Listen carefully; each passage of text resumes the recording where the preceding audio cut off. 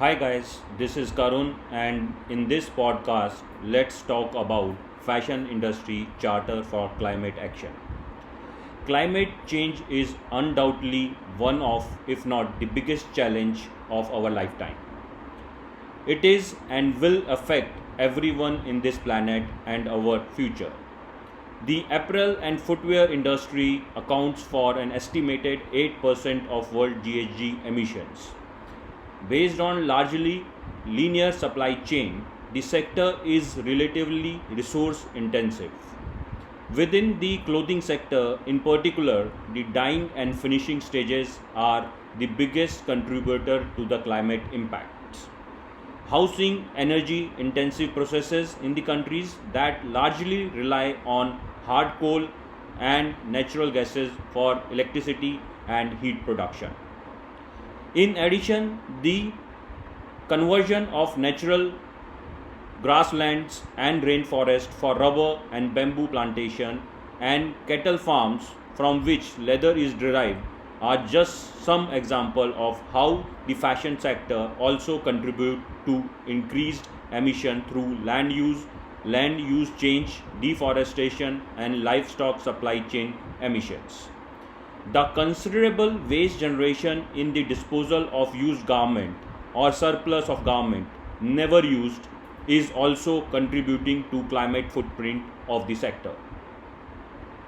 The growing demand for cheaper and lower quality goods together with an increased trend in the use of more synthetic materials and less natural fiber has made that the fashion sector impacts on the climate change are on the rise. Over the period of 2005 to 2016, the climate impact of the production stages of apparel sector were found to have increased by 35% and are projected to continue to increase under a business as usual scenario. In 2018, the fashion industry charter for climate action came into being and contained the ambition vision of achieving net zero emission by year 2050. It was launched at COP24 in Katowice, Poland in December that year. The fashion industry charter for the climate action goes beyond previous industry wide commitments, ranging from decarbonization of the production phase, selection of climate friendly and sustainable materials, low carbon transport, improved consumer dialogue and awareness, working with financing community and policymakers to catalyze scalable solution and exploring circular business models. There are more than 90 participating brands and 28 supporting organizations include Chanel, the Fossil Group, Decathlon, Fast Retailing, Nike, Adidas, Aldo Group, Forfetch, Gap Inc., H&M, Hugo Boss, Puma, Inditex, Kmart Group, The Real, G-Star to name a few, but are they doing enough to decrease their environmental impact? Stand Earth, an international environmental organization that has played a pivotal role in pushing brands such as Levi's to become conscious of their impact and join the fashion industry charter, put forth a report last year bearing grim news.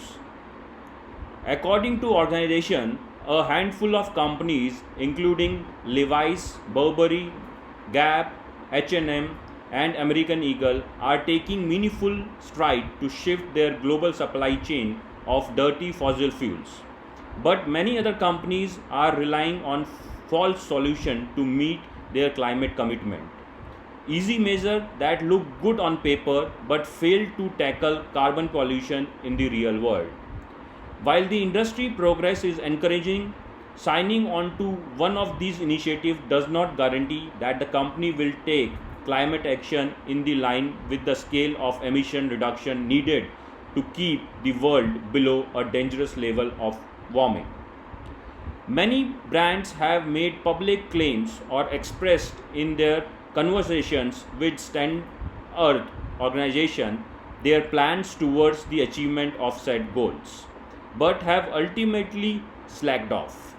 Signatories to the UN Fashion Charter, which includes some of the stellar names of fashion world, promises to reduce their carbon footprint by 30% within next 6 years.